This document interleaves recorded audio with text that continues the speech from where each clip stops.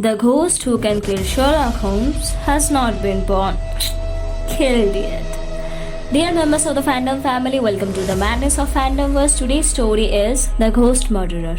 Written and narrated by yours truly Sudeshna Ghosh and edited by Ananya Hajra. Hope you all like it. Let's dive in. Oh, just stop strolling by the door and come in already. Lestrade rushes inside as soon as Sherlock finishes expressing himself loud and clear. But Lestrade is not alone. He is being accompanied by another officer. Not 3 months old, today's client of course. Definitely not the biggest pea in the pod. And if neither of them starts speaking, Sherlock will start deducing the entire case from their faces. Lestrade, if you need my consultation, then speak. Sherlock rolls his eyes and points them towards the chairs to sit already and talk. Well, Sherlock, it's not my case, Lestrade said, pointing his thumb at the new officer. John brings forward his hand to the other officer for a shake. I believe we have not officially met. He takes John's hand and gives it a proper shake. But his focus is clearly on the posh detective. Mr. Holmes, your reputation is unmatched for a number of reasons. Both you and Dr. Watson have previously helped the department in so many ways. No man with a malicious intention can get away from the famous detective. But what if it's not a man? He got interrupted by his senior. This is Johnson. And although they have freshly recruited him for his bright mind, he believes in a lot of different things. Obviously, do carry on with your fascinating briefing, Officer Johnson. And his eyes go to John for no apparent reason. But John has this disapproving look on his face, and it is so transparent, Sherlock could not help but smile after realizing how his brain acts all stupid around John. Officer Johnson takes a deep breath in attempt to penetrate the eye-gazing situation happening right in front of him. A prisoner, he starts in a voice louder than usual. Why are you shouting? Sherlock frowns at the sudden distraction. A prisoner. Johnson adjusts his volume. A prisoner was killed inside his locked cell. Throat brutally raised with blade. No sign of any other wounds. Not only he was alone, Johnson continues, he was the only prisoner in that wing, separated due to his mental illness. What kind? John intervened. He was hallucinating, and so it could be a suicide, says Lestrade. You know it is not. You have seen those wounds, and that's why you are here, Lestrade. So stop stalling, and it's not humanly possible. Johnson interrupts. There is a reason why we have books after locked room mysteries, and trust me, half of them is an interpretation of what Sherlock has solved over the ages. John smiles proudly. Sherlock gets up from his chair and walks towards the door. Done by a man or not done by a man, we will find out once we reach the spot. He takes his coat off the doorknob and puts it on, wraps his scarf around his neck, and throws the other coat hanging at John's direction, which he catches perfectly. Sherlock looks around the room of the dead victim. There is an exit, Sherlock says, pointing towards the vent. Too high and too small for a man to crawl inside.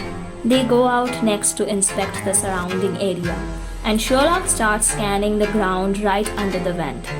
He starts walking behind to inspect the wall from a position at a wider angle.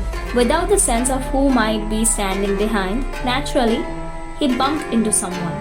It was Johnson. Mr. Holmes, I'm sorry.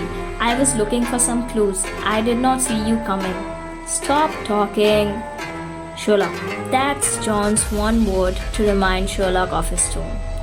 Sherlock adjusts his frame, asks Johnson to arrange a meeting with all the other freshly admitted prisoners in 10 minutes.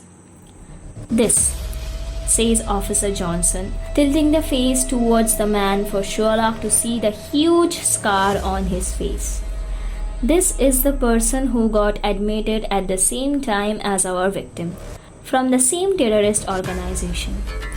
For a man who is just being called for an interrogation, this man has a strange calmness in his face. Not something Sherlock has not seen before, but rare for an average man like this one. What's phenomenal is that Sherlock could definitely see a soft smile forming around the corners of this man's lips. Tell us everything you know. Sherlock's statement earns a laugh from the subject, receiving something like, "Death is not irreversible." Destiny is the prison we can't escape. Once you take a life, it's inevitable that dead will rise from hell and drag you inside.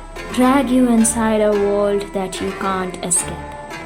One cannot simply avoid the wrath of the deceased, because when they come for you, it's because you have shown no mercy, and they are here to return the favor. Oh, so this is where your theories are coming from, officer. What's next? You believe there is a Jannat waiting for you? Sherlock rolls his eyes in utter disappointment. Even Anderson was more bearable. Wrath of deceased? Seriously? Sherlock faces the prisoner. Revenge of death? Huh. Ghost? What about your sins then? You two were partners in crime. Why is he dead and not you? Whose ghost is going to take your life? The prisoner maintains his calm and replies, You can ask any prisoner around here that in his final days, he used to hear voices, see ghosts. You may think he was hallucinating, but we know he was not. He was seeing his death. Death has been warning him for days. He could not avoid it. And on his way back, the death left his handkerchief. Sherlock pulls out a handkerchief from his pocket. Don't worry, a DNA test run will figure out your ghost now.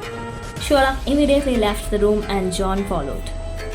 I'm gonna stay here tonight, Sherlock states. What? John responds immediately, his voice expressing all the concern he had gathered in that one fraction of a second, with just a word.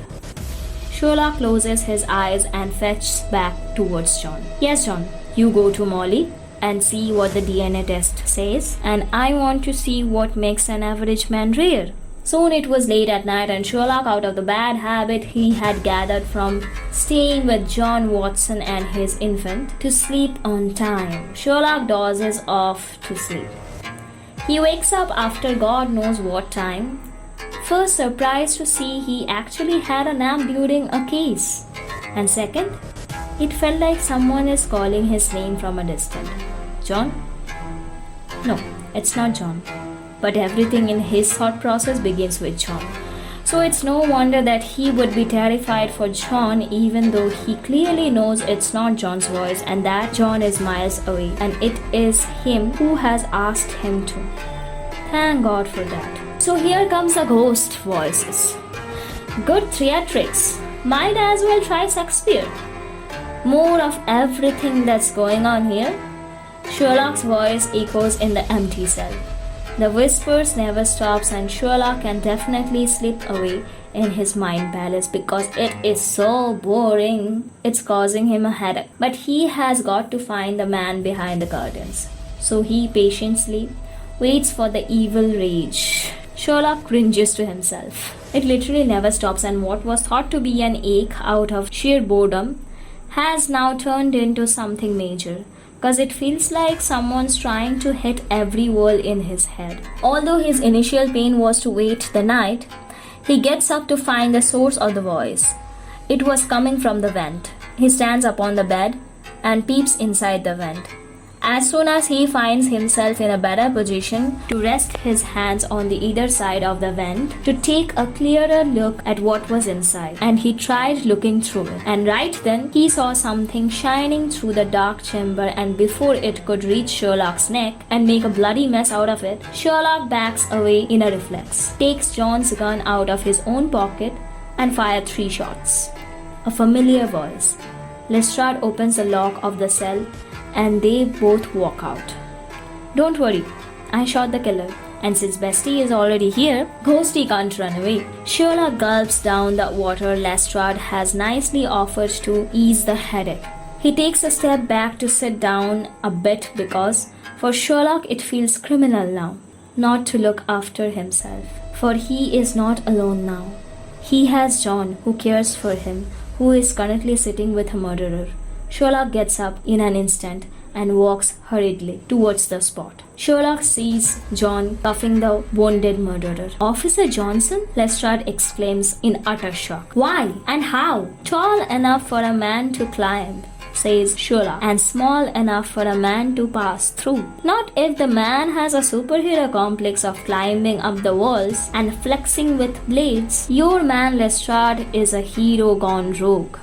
Punisher? Is that what your hero name is? Or the Blade Man? Revenger? Sherlock, John interrupts. I think you have made your point. Not quite. What kind of an idiot joins forces and comes to Sherlock Holmes and talk ghosts? God, John, I miss the earlier lunatics. They had a class. Sherlock, fine. Sherlock stops. No, but tell me, Lestrade intervenes.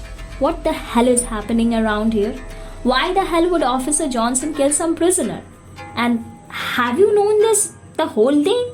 Only when I checked outside of the prison, there was not any rain yesterday night. And yet, your officer came up with a muddy shoe. Now, he could have worn another one or washed it, but Shoe Lestrade called him in a hurry and he had to dress and get to work without giving much of thought. Now, what man comes out wearing muddy shoes? Clearly the man with just one pair of them, who had not washed in the previous night cause he was not planning to take a day off. Sadly, Lestrade was busy with Mycroft's pearl case, so it falls under the new officer, Revenge of the Dead.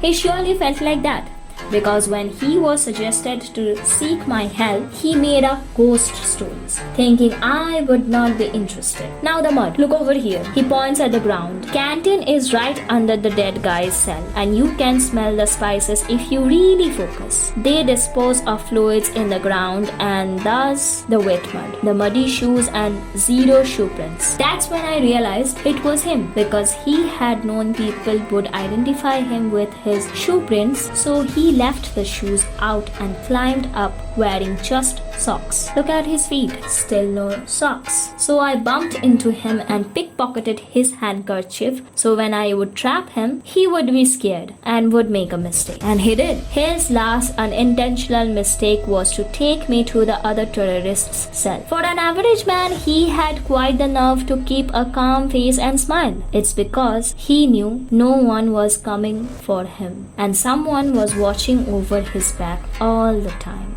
Somebody whose muscles would flinch hearing anything against Jannat. A terrorist in a disguise of a police officer. Johnson showed me all the scars on the face of the other prisoner, handling them quite roughly and yet not touching the freshly bruised skin. They are from the same organization? Greg inquires. Of course, it was a theory, and I needed a bit of proof, so I showed him his pickpocketed handkerchief.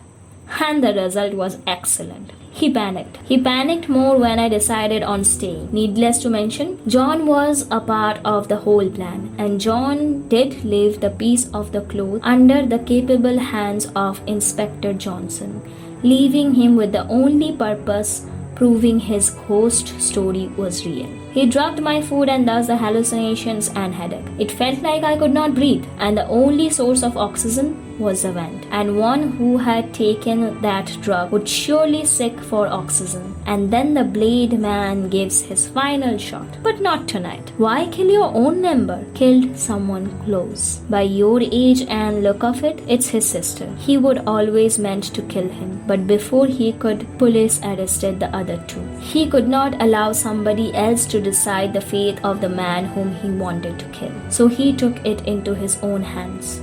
So he joined force, taking the advantage of the idiocy of your department. Included the other guy in his plan, promising him an escape, and supplied him with drugs which he in turn fed to our victim. Thus, the hallucinations. On the day of the murder, the victim was given the drug which was used on me today, and he took it trusting his old friend. Quite an elaborated plan, wasted, because you are an idiot. Now that it has proven yet again that everyone is an idiot, we should probably head home, get Sherlocked. John asked, "Are you feeling okay now, Sherlock?" Sherlock chuckles. "Worry not, my friend. The ghost who can kill Sherlock Holmes has not been born.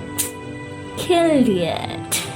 Love to know your thoughts. Please share them on the comments. Hope you all like the video. Please like, share and subscribe to my channel and hit that bell icon so that you never miss new updates of fan fictions and much more. You can also suggest and share links to your writings in the comment section for me to share them with our fandom family in my future videos. Soon we will dive into the Fandomverse again. Until then, stay well, stay Sherlocked and enjoy the madness of Fandomverse.